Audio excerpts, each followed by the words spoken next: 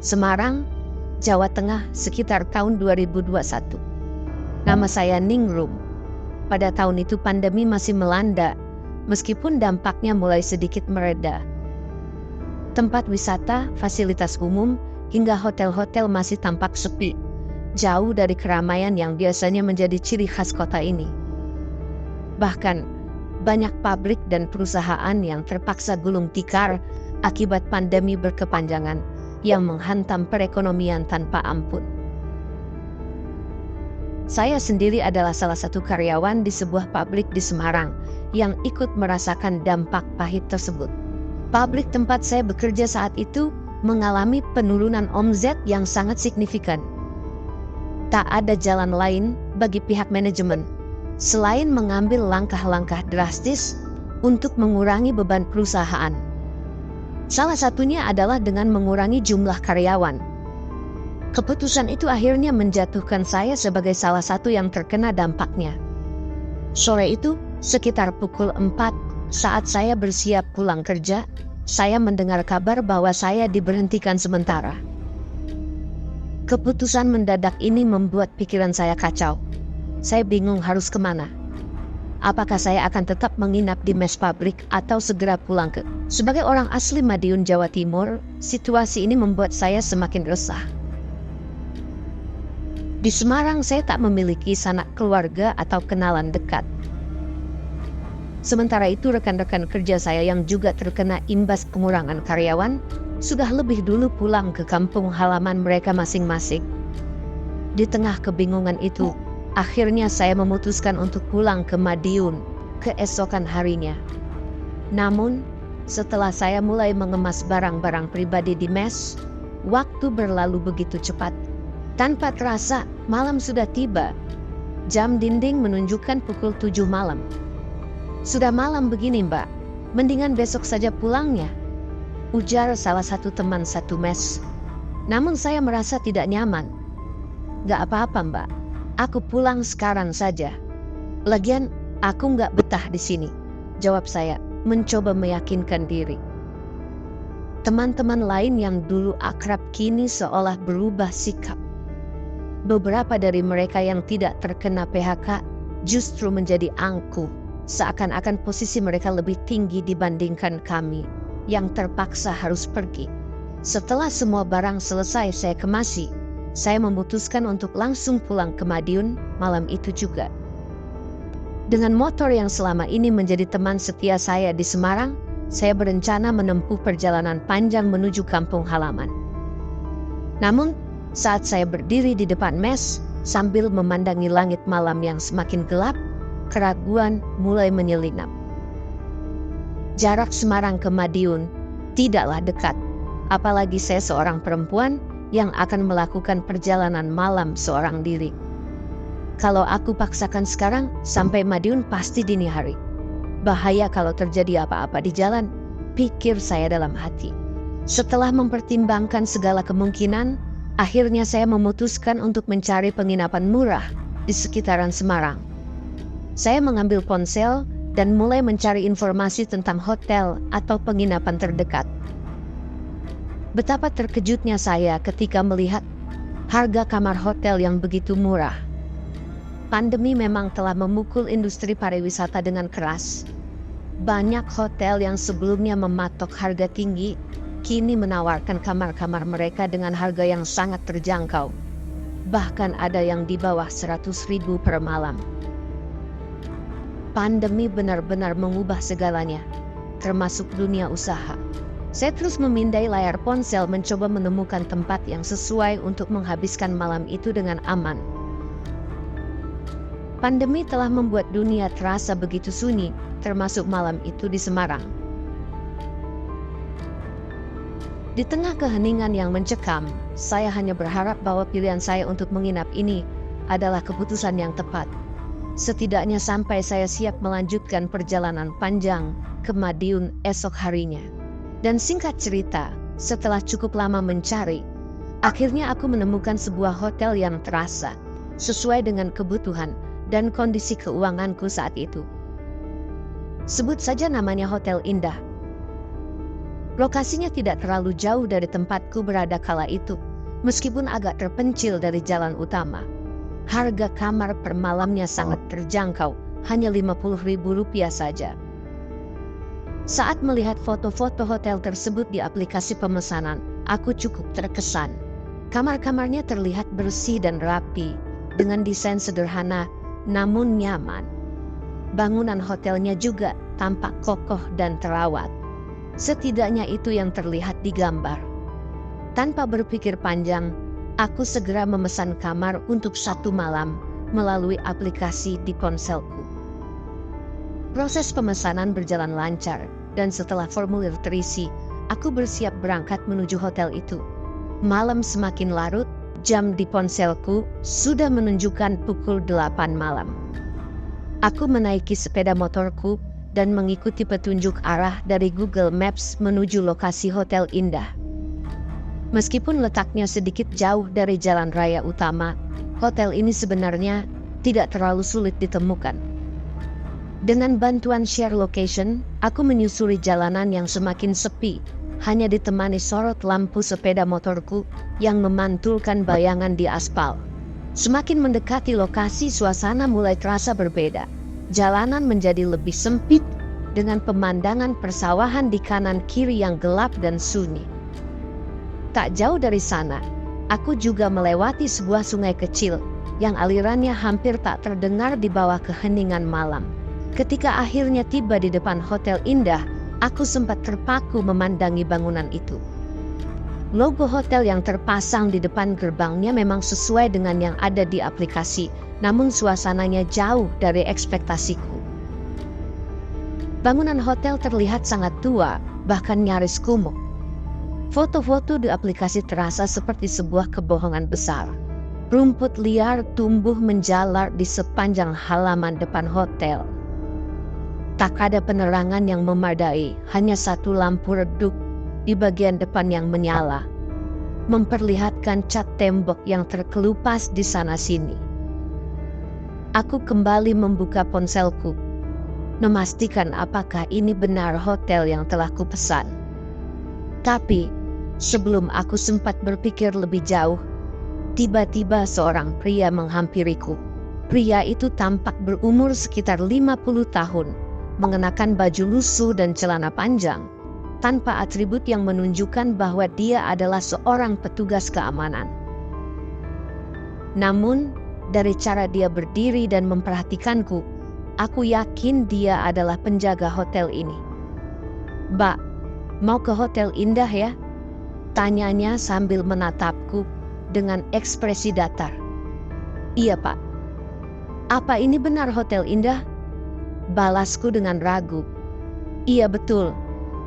"Silakan masuk saja, jangan berhenti di situ," ucapnya dengan nada yang sedikit mendesak.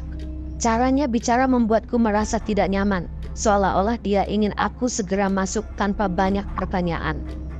Meski hatiku ragu, aku mencoba berpikir positif. Lagi pula, aku sudah membayar kamar ini. Akhirnya dengan setengah hati, aku memutuskan untuk mengikuti arahannya dan masuk ke dalam halaman hotel. Saat aku memarkirkan motorku di depan bangunan utama, rasa kecewaku semakin besar. Hotel ini benar-benar berbeda, jauh dari gambaran di aplikasi. Bangunannya tampak seperti rumah tua peninggalan zaman Belanda, dengan desain arsitektur yang sederhana, namun usang cat tembok yang memudar hingga menampakkan lapisan semen di bawahnya menambah kesan angker. Di bagian depan, terdapat sebuah pintu besar dari kayu yang mulai lapuk, dengan gagang pintu besi yang berkarat. Aku memperhatikan lebih jauh, melihat ke bagian belakang hotel yang ternyata adalah deretan kamar-kamar tamu. Jumlahnya sekitar 20-an, berjajar dalam satu baris panjang. Ketika aku mulai duduk di ruang utama hotel itu, suasana di sekitarku terasa begitu sepi, hanya diiringi suara kecil dari kipas angin tua yang berputar lambat di sudut ruangan. Tiba-tiba, seorang ibu-ibu parubaya mendekat ke arahku. Ia mengenakan kebaya sederhana berwarna coklat tua dengan kain batik yang melilit pinggangnya. Wajahnya tampak ramah dengan senyum kecil yang menghiasi bibirnya. Dari cara ia berjalan yang pelan, aku mencoba menebak bahwa ia adalah resepsionis di hotel ini. Langkahnya tenang, seperti seseorang yang sudah terbiasa menghadapi tamu-tamu hotel. "Sudah pesan kamar atas nama Mbak Ningrum ya?"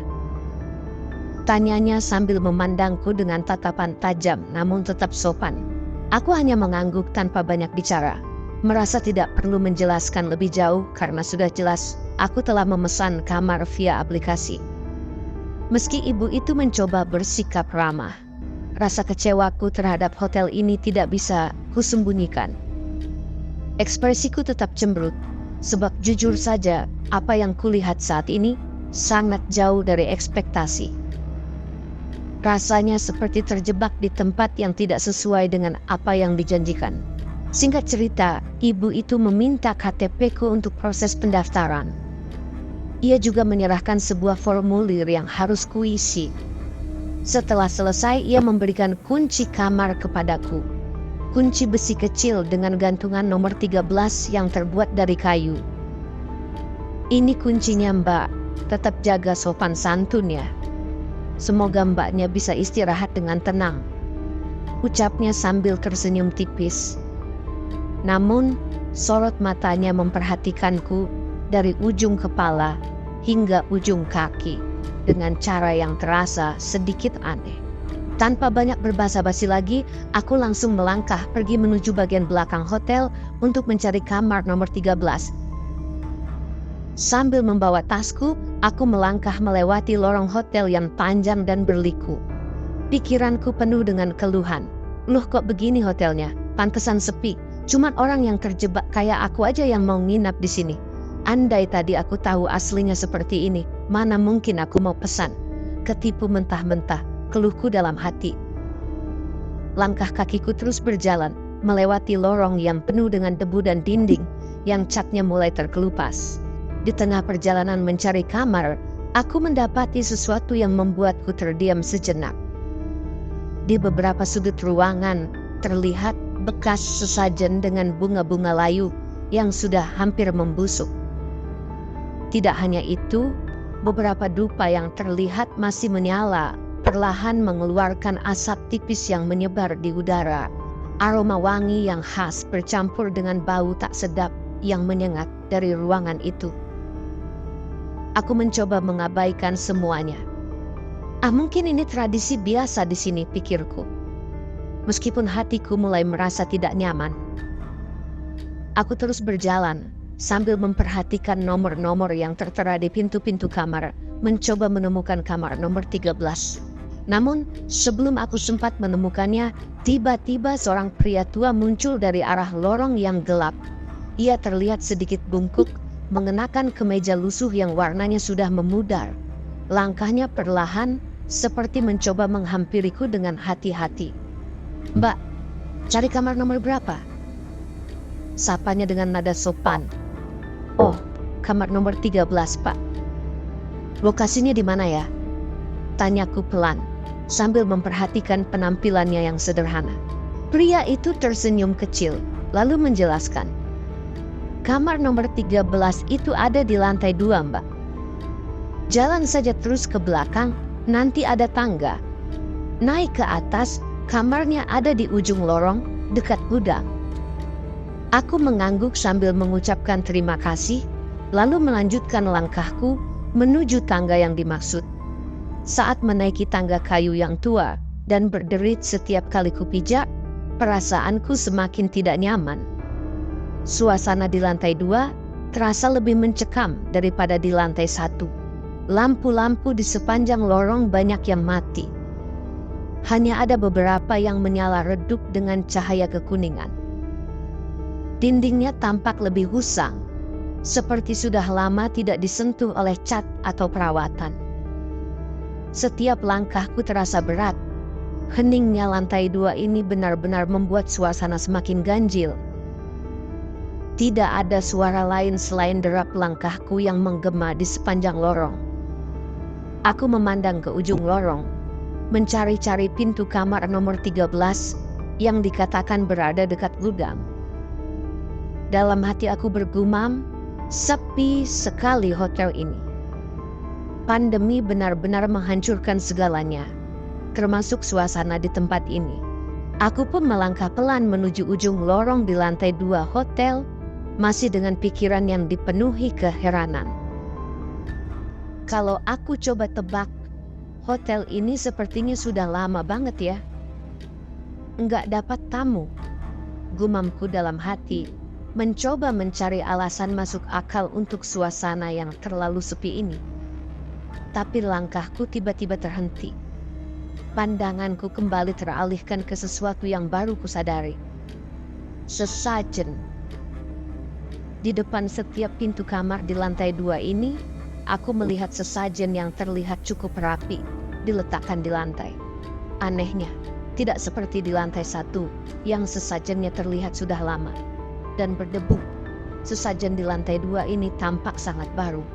Bahkan ketika aku mengamati lebih teliti, dupa yang ada di sesajen itu masih menyala dengan nyala api yang tinggi, seolah-olah baru saja dinyalakan beberapa saat lalu.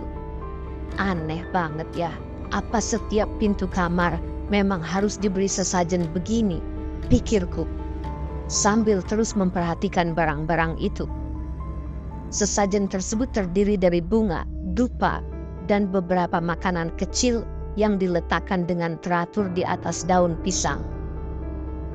Bau dupa yang khas perlahan memenuhi lorong, bercampur dengan aroma lembab dari dinding hotel yang sudah tua. Sesampainya di depan kamar nomor 13, aku segera mengambil kunci yang tadi diberikan dan membuka pintu. Saat pintu terbuka, perasaan kecewaku langsung bertambah. Bentuk kamar ini sama sekali tidak seperti yang kulihat di foto aplikasi. Ruangannya sempit tanpa ada jendela sama sekali.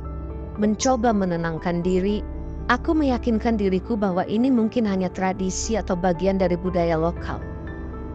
Aku pun mengalihkan pandanganku dan melanjutkan langkah ke kamar yang sudah menungguku. Dari kejauhan aku melihat pintu kamar dengan angka 13 tertulis di atasnya. Letaknya berada di ujung lorong, tepat di sudut paling jauh lantai 2. Kamar itu bersebelahan langsung dengan sebuah pintu lain yang sepertinya adalah gudang. Cahaya di dalamnya berasal dari sebuah lampu bohlam kecil yang menggantung di langit-langit, memberikan suasana yang redup dan pengap. Kamar mandi di dalamnya pun terlihat sangat sederhana. Hanya ada kloset jongkok dan bak mandi kecil yang airnya sedikit keruh. Lantainya terlihat basah dan tidak terawat, membuatku ingin keluar lagi dan mencari tempat lain jika saja aku punya pilihan. Namun aku mencoba menenangkan diri dengan lelah yang sudah mendera tubuhku setelah perjalanan dan segala drama yang kulalui hari ini. Aku akhirnya duduk di atas ranjang. Kasurnya keras, dengan spray yang terlihat kusut dan bernoda. Ya sudahlah, gumamku pelan, mencoba menerima kenyataan. Namanya juga cuma 50.000, enggak apa-apalah, yang penting bisa istirahat. Aku berbaring di atas ranjang itu, mencoba memejamkan mata sejenak. Tapi tak lama kemudian, perutku mulai terasa keroncongan. Jam sudah menunjukkan pukul 9 malam, dan aku sadar tidak ada makanan apapun di kamarku. Karena tidak mungkin keluar di malam yang sudah larut, aku memutuskan untuk memesan makanan melalui aplikasi hijau di ponselku. Proses pemesanan berjalan lancar, namun keanehan kembali terjadi. Setiap driver yang menerima pesananku tiba-tiba membatalkan pesanan dengan alasan yang membuatku bingung. Aku mencoba memesan lagi, berharap ada driver lain yang bersedia. Tapi hasilnya sama saja. Setiap kali ada driver yang menerima pesananku, mereka segera membatalkan pesanan dengan berbagai alasan. Hingga pukul 10 malam, aku masih belum berhasil mendapatkan makanan. Karena semua driver ojol menolak mengantarkan pesanan ke hotel ini, aku akhirnya menyerah. Nafsu makanku perlahan memudar, tergantikan oleh rasa lelah yang semakin berat. Dengan mata yang mulai terasa berat, aku pun memutuskan untuk berbaring dan memejamkan mata, mencoba mengabaikan semua hal aneh yang terjadi hari itu. Sekitar pukul 11 malam, ketika aku mulai terlelap, suara keras tiba-tiba mengagetkanku. Suara itu terdengar seperti seseorang sedang menggedor pintu kamarku dengan keras dari luar. Jantungku langsung berdegup kencang. Aku bangun tergesa-gesa dari ranjang dan berjalan pelan menuju pintu. "Siapa ya?" tanyaku dengan suara sedikit gemetar. Namun tidak ada jawaban. Sebaliknya suara gedoran itu justru semakin keras. Ketakutan mulai merayap di pikiranku. Apa ini? Jangan-jangan ada orang jahat di luar, gumamku dalam hati sambil berdiri diam di balik pintu. Aku tidak berani membukanya. Gedoran itu terus berlanjut, berirama namun penuh tekanan, selama hampir 15 menit. Keringat dingin mulai mengalir di pelipisku. Aku hanya berdiri kaku, tidak tahu harus berbuat apa. Kemudian, suara itu tiba-tiba berhenti, meninggalkan keheningan yang lebih mencekam. Setelah beberapa saat memastikan suara itu benar-benar hilang, aku mencoba memberanikan diri untuk membuka pintu. Perlahan, aku memutar gagang pintu dan mengintip keluar. Lorong di lantai 2 itu tampak kosong seperti sebelumnya. Tidak ada tanda-tanda orang. Suasana tetap sunyi. Hanya ada suara hujan rintik-rintik yang mulai turun di luar sana. Namun, mataku segera tertuju pada sesuatu yang aneh. Pintu gudang di sebelah kamarku yang sebelumnya tertutup rapat, kini terbuka setengah. Pemandangan itu membuat bulu kuduku meremang. Aku yakin betul bahwa saat pertama kali tiba, pintu gudang itu tertutup rapat. Tapi sekarang entah kenapa, pintu itu terlihat sedikit terbuka, menganga seperti mengundang. Aku menatap pintu gudang itu dengan ragu, tapi kemudian mataku menangkap sesuatu yang lain. Di dinding luar kamarku, ada jejak kaki manusia yang tercetak jelas.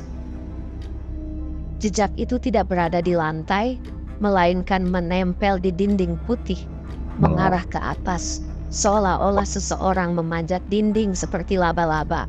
Ini kaki siapa? Kok bisa ada di dinding? Pikirku panik. Aku mencoba mencari penjelasan, tapi tidak ada yang masuk akal. Rasa takut mulai menguasai diriku. Aku cepat-cepat kembali masuk ke kamar dan menutup pintu dengan rapat. Hujan, yang tadinya hanya rintik-rintik kini berubah menjadi deras, menambah suasana malam itu semakin mencekam. Pukul 12:30 malam, aku kembali terbangun. Kali ini, suara langkah kaki terdengar jelas dari atas plafon kamarku. Suaranya teratur pelan dan berirama, seperti seseorang yang berjalan dengan santai. Awalnya aku berpikir itu mungkin tikus, tapi suara ini terlalu berat untuk seekor tikus. Langkah itu terdengar seperti langkah manusia, bergerak berputar-putar tepat di atas kamarku. Aku mencoba mendengarkan lebih saksama sambil menahan napas. Langkah itu terus terdengar, perlahan namun pasti, seolah-olah sengaja dibiarkan untuk membuatku semakin takut. Aku tidak tahu harus berbuat apa. Tubuhku gemetar, dan aku hanya bisa menarik selimut hingga menutupi seluruh tubuhku. Ada apa ini? Hotel ini benar-benar tidak beres, pikirku panik. Aku memejamkan mata erat-erat, berusaha mengabaikan semuanya. Sekitar pukul 2 dini hari, aku kembali terbangun. Suara langkah kaki terdengar jelas dari lorong luar kamar. Kali ini bukan hanya 1 atau 2 orang, tetapi banyak. Seperti ada sekelompok orang yang sedang melintas. Tidak hanya suara langkah kaki, aku juga mendengar suara tawa pelan yang terdengar beriringan. Diiringi bisikan-bisikan obrolan beberapa orang dewasa. Suaranya samar namun cukup jelas, seakan mereka benar-benar sedang berjalan melewati lorong di depan kamarku. Awalnya aku merasa lega. Oh, mungkin ini tamu-tamu baru yang datang. Meskipun hotel ini jelek, ternyata banyak tamunya juga, pikirku, mencoba menenangkan diri. Dengan perasaan yang mulai sedikit tenang, aku kembali berbaring dan mencoba memejamkan mata. Namun, belum lama aku mencoba tidur, suara lain kembali menggangguku. Kali ini, suara keran air di kamar mandiku terdengar diputar, diikuti dengan suara air yang mengalir deras. Mataku langsung terbuka lebar, jantungku berdegup kencang. Aneh, siapa yang membuka keran? Pikirku sambil bergegas menuju kamar mandi. Ketika aku masuk, memang benar, keran itu menyala, air mengalir deras membasahi bak mandi yang sudah kusam. Dengan tangan gemetar, aku memutar keran itu hingga mati. Tapi perasaanku sudah tidak karuan. Ada yang aneh, ini benar-benar enggak beres, gumamku pelan, sambil melangkah kembali ke ranjang. Aku menarik selimut hingga ke leher, mencoba menenangkan diri, meskipun hatiku mulai diselimuti rasa takut. Jangan-jangan hotel ini berhantu. Dan hantu di sini usil, pikirku sambil mencoba menahan pikiran-pikiran buruk. Namun malam itu terasa sangat panjang. Setiap 1 jam sekali, aku pasti terbangun. Entah karena suara keran air yang kembali menyala sendiri, suara langkah kaki dari lorong, atau bahkan suara-suara samar yang tidak bisa kupahami. Aku benar-benar tidak bisa tidur nyenyak. Sampai akhirnya, saat waktu menunjukkan pukul 3 dini hari, aku terkejut dengan sesuatu yang lebih mengerikan. Aku sedang tertidur lelap dalam posisi miring ke kiri, ketika tiba-tiba aku merasakan hembusan napas dingin di belakang telingaku. Napas itu pelan, namun terasa jelas, seperti seseorang berada sangat dekat di belakangku. Belum cukup sampai di situ, aku juga mendengar suara dengkuran rendah. Suara berat yang terdengar sangat aneh. Dengkuran itu tidak berasal dari luar kamar, melainkan dari arah ranjangku sendiri, tepat di belakang tubuhku. Aku mencoba menguatkan diri, meskipun rasa takutku semakin menjadi. Siapa ini? Apa yang ada di belakangku? Pikirku dengan panik. Aku tidak berani menoleh. Tubuhku terasa kaku, bahkan untuk bergerak sedikit saja. Dalam hati aku terus mencoba memberi semangat pada diriku sendiri. Ayo kuat, aku cuma menginap semalam. Besok pagi aku pergi dari sini. Namun, ketakutanku mencapai puncaknya ketika tiba-tiba aku merasakan sesuatu yang dingin menyentuh pinggulku. Sentuhan itu terasa seperti tangan kasar, dingin, dan basah. Perlahan, tangan itu bergerak memutar dari pinggulku menuju perut, seolah ingin memelukku dari belakang. Aku langsung terkejut, dan tanpa pikir panjang, aku berteriak sambil memutar tubuhku untuk melihat apa yang ada di belakangku. Dan saat itulah aku melihatnya. Dengan mataku sendiri, aku melihat sesosok pocong besar terbaring di atas ranjang bersamaku. Sosok itu memiliki tubuh besar yang terbungkus kain kafan putih yang sudah sangat lusuh, penuh bercak kotor dan noda kecoklatan.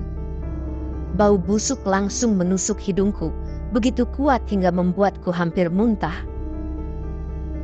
Wajah pocong itu adalah mimpi buruk yang nyata, hancur dan membusuk. Kulitnya menghitam dengan bercak kehijauan, memperlihatkan bagian-bagian daging yang sudah lapuk. Matanya yang cekung seperti lubang gelap mengarah tepat ke arahku. Pocong itu tidak bergerak, hanya berbaring di sana, sambil mengeluarkan suara dengkuran berat yang seram. Napasnya terdengar seperti rintihan panjang, membuat suasana di kamar itu semakin mencekam. Aku tidak bisa bergerak, tubuhku membeku di tempat. Sosok itu terus menatapku dengan ekspresi datar. Ketakutanku sudah mencapai puncaknya. Kakiku terasa kaku, seolah-olah tubuhku menolak untuk bergerak. Nafasku tertahan dan mataku masih terfokus pada sosok pocong besar yang terbaring di atas ranjangku. Rasanya seperti mimpi buruk yang tidak kunjung usai, tapi aku tahu ini nyata. Perlahan, kendali atas tubuhku mulai kembali. Dengan sisa-sisa keberanian yang kupunya, aku langsung berlari keluar dari kamar, sambil berteriak meminta tolong. Tolong, Apa ada orang? Tolong aku. Suaraku menggema di sepanjang lorong lantai 2, tapi tak ada jawaban. Aku berlari dari satu pintu ke pintu lainnya, mengetuk dan menggedor dengan panik. Tolong, ada orang di sini? Tanyaku berulang kali berharap ada yang keluar. Namun lorong itu tetap sunyi. Tidak ada tanda-tanda kehidupan. Bahkan kamar-kamar yang sebelumnya ku dengar ramai dengan suara langkah kaki dan tawa, kini seperti tidak berpenghuni. Ini kenapa? Tadi aku jelas-jelas dengar suara banyak tamu. Tapi kenapa sekarang malah sepi begini? Pikirku, semakin panik. Tanganku terus menggedor pintu demi pintu, tapi tak ada satupun yang terbuka. Suasana mencekam ini membuat perasaanku semakin hancur. Akhirnya, dengan putus asa, aku berlari menuju lobi hotel. Mungkin resepsionis bisa membantu, pikirku dengan harapan terakhir. Namun, ketika tiba di lobi, aku justru mendapati pemandangan yang semakin membuat nyaliku ciut. Lobi itu kosong. Tidak ada tanda-tanda kehadiran ibu resepsionis yang sebelumnya menyambutku. Lampu-lampu di ruang itu redup dan pintu utama hotel, satu-satunya jalan keluar, terlihat terkunci rapat dari luar. Aku mencoba menarik gagangnya dengan keras, tapi tidak bergeming. Kenapa dikunci? Aku mau keluar. Ada apa ini? Aku mulai menangis, tubuhku bergetar hebat. Ya Allah, tolong aku. Seruku berulang-ulang sambil memukul dan menendang pintu utama hotel dengan sekuat tenaga. Namun, tidak ada siapapun yang datang. Tidak ada suara balasan. Tidak ada tanda-tanda kehidupan. Yang ada hanyalah suara cekikikan. Suara tawa pelan yang terdengar dari arah kejauhan. Belum selesai aku mengatur napas, pandanganku tiba-tiba tertuju pada sesuatu yang muncul di tengah lobi. Sosok seorang wanita dengan rambut panjang yang terurai berjalan mengesot perlahan. Tubuhnya terlihat lunglai, seperti menyeret dirinya sendiri dengan susah payah. Dari mulutnya keluar rintihan yang memilukan, seperti seseorang yang sedang menahan rasa sakit luar biasa. Itu apa? Teriakku kencang, suaraku pecah karena rasa takut yang tak lagi bisa kubendung. Tubuhku langsung berbalik dan aku kembali berlari menuju lantai 2, mencoba menjauh dari sosok mengerikan itu. Aku berlari tanpa arah hingga akhirnya masuk ke dalam sebuah toilet umum di lantai 2. Begitu pintu toiletku tutup, aku langsung menguncinya rapat-rapat dan bersandar di balik pintu, mencoba mengatur napas yang tersengal-sengal. Aku merasa sedikit tenang di dalam ruangan sempit itu, meskipun rasa takut masih mencengkeram pikiranku. Aku nggak mungkin balik ke kamar, pikirku. Bayangan pocong besar di atas ranjangku masih terngiang jelas di kepala. Namun rasa tenang itu hanya bertahan sesaat. Beberapa saat kemudian, suara gedoran keras terdengar dari pintu toilet. Suara itu menggema di dalam ruangan, membuatku langsung merinding. Siapa di luar? Teriakku dengan suara gemetar, tapi tidak ada jawaban. Gedoran itu terus berlanjut, semakin keras. Belum cukup sampai di situ. Aku melihat sesuatu yang membuat darahku berdesir.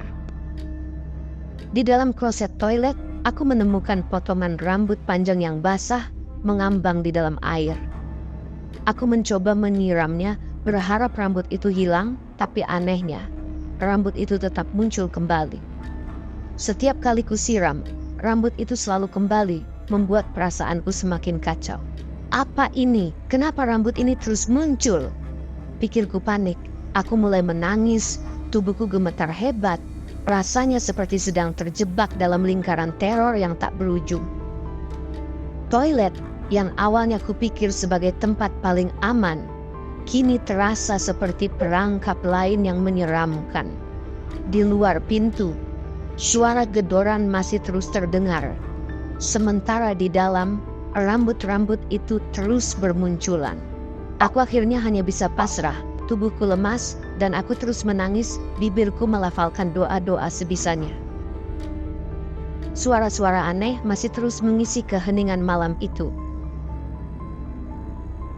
Kali ini, hotel yang sebelumnya sunyi mendadak terasa ramai. Suara tawa, obrolan, dan langkah kaki terdengar riuh di luar toilet. Dengan perasaan takut bercampur penasaran, aku mencoba membuka pintu toilet dan melangkah keluar. Namun, yang kulihat justru kebalikannya. Lorong hotel kembali sunyi. Tidak ada siapapun di sana. Keadaan begitu hening. Aku berdiri terpaku, menyadari kenyataan yang selama ini ku coba abaikan. Hotel ini memang berhantu. Gumamku, hampir tanpa suara. Air mata masih mengalir deras di pipiku. Rasa marah dan kecewa mulai menguasai pikiranku. Aku memandang sekitar dengan perasaan kalut. Lihat saja, hotel ini akan kutuntut. Ini sudah keterlaluan, pikirku. Namun sebelum sempat aku melangkah lebih jauh, semua suara, gedoran tawa, langkah kaki, hingga riuh rendah keramaian menghilang seketika saat kumandang azan subuh mulai terdengar dari kejauhan. Suara itu begitu menenangkan, seperti memberi perlindungan di situasi yang mencekam ini. Aku menarik napas panjang, mencoba menenangkan diri. Alhamdulillah, akhirnya subuh. Gumamku dengan lemah. Tubuhku terasa sangat lelah setelah semalaman tidak tidur. Aku akhirnya ketiduran di dalam toilet itu. Tubuhku bersandar di dinding dingin yang terasa sedikit lembab. Saat terbangun sekitar pukul 8 pagi, rasa marahku yang sempat tertahan tadi malam meledak. Dengan sisa tenaga yang kumiliki, aku turun ke lobi dan menemui karyawan hotel. Sesampainya di sana, aku langsung menggebrak meja resepsionis. Suaraku menggema di ruangan itu. Kalian ini gimana sih? Hotel ini benar-benar berbahaya. Banyak hantunya, ini sudah membahayakan nyawa tamu kalian. Teriakku dengan amarah yang membuncah. Karyawan-karyawan hotel yang baru datang pagi, itu tampak terkejut. Mereka saling bertukar pandang. Lalu salah satu dari mereka, seorang ibu-ibu resepsionis yang sama seperti tadi malam, mencoba menenangkanku. Namun ucapannya justru membuatku semakin kesal. Mbak tenang dulu, kalau mbaknya mau menuntut ya silakan, tapi mana buktinya kalau hotel ini berhantu? Katanya dengan nada datar sedikit menantang. Kalaupun ada penghuni tak kasat mata ya wajar mbak. Semua bangunan pasti ada penghuninya. Aku tak terima. Bukti, semalam aku tidur dengan pocong di ranjangku. Aku lihat perempuan ngesot di lobi. Ini benar-benar keterlaluan. Kalau aku kenapa-kenapa, kalian mau tanggung jawab? Seruku dengan air mata yang kembali mengalir. Namun karyawan lain hanya mengangkat bahu. Kalau mbaknya nggak punya bukti, kami bisa lapor balik atas pencemaran nama baik loh, ujar salah seorang dari mereka dengan nada dingin. Ucapan itu membuatku semakin putus asa. Sambil menahan tangis, aku melirik ke arah para karyawan hotel yang sedang berkumpul di lobi. Mataku mencari sosok laki-laki tua bungkuk yang semalam kutemui di lorong. Tapi anehnya, dari semua karyawan yang ada di sana, tidak satu pun menyerupai pria tua itu. Dia seperti lenyap begitu saja, seolah tidak pernah ada. Siapa dia sebenarnya? Pikirku dengan perasaan yang semakin kacau, karena situasi yang semakin memanas dan tidak ada jalan keluar lain. Aku akhirnya memutuskan untuk pergi dari hotel itu secepat mungkin. Aku tidak ingin memperpanjang urusan dengan mereka. Sebelum pergi, aku berjanji pada diriku sendiri untuk memberikan ulasan jujur di aplikasi pemesanan, agar tidak ada lagi tamu yang terjebak seperti aku. Hari itu juga, aku menulis ulasan panjang di aplikasi. Aku menceritakan semua yang kualami. Sosok pocong besar berwajah hancur, perempuan yang berjalan ngesot, hingga suasana mencekam yang kurasakan sepanjang malam. Ulasanku mengingatkan siapapun untuk tidak pernah menginap di hotel tersebut.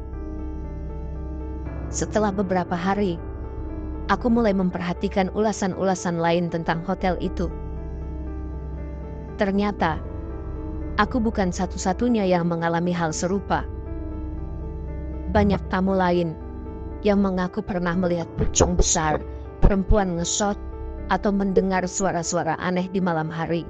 Dari ulasan itu pula, aku menyadari satu hal. Sepertinya pihak hotel mengetahui semua kejanggalan tersebut, tetapi mereka memilih bungkam. Barangkali mereka takut jika kebenaran terungkap, hotel mereka akan semakin sepi. Tapi bagiku, keheningan itu adalah bukti nyata bahwa ada sesuatu yang tidak beres di tempat itu. Namun, hingga kini, satu pertanyaan masih membekas di benakku. Siapa sebenarnya pria tua bungkuk yang kutemui malam itu? Jika dia adalah salah satu karyawan, kenapa dia tidak ada di antara mereka pagi itu? Apakah dia juga bagian dari misteri hotel ini? Aku tidak tahu. Yang aku tahu hanyalah aku sangat bersyukur bisa keluar dari hotel itu dalam keadaan selamat. Andaikan malam itu aku kenapa-kenapa, mungkin aku tidak akan pernah bisa menceritakan pengalaman ini kepada siapapun.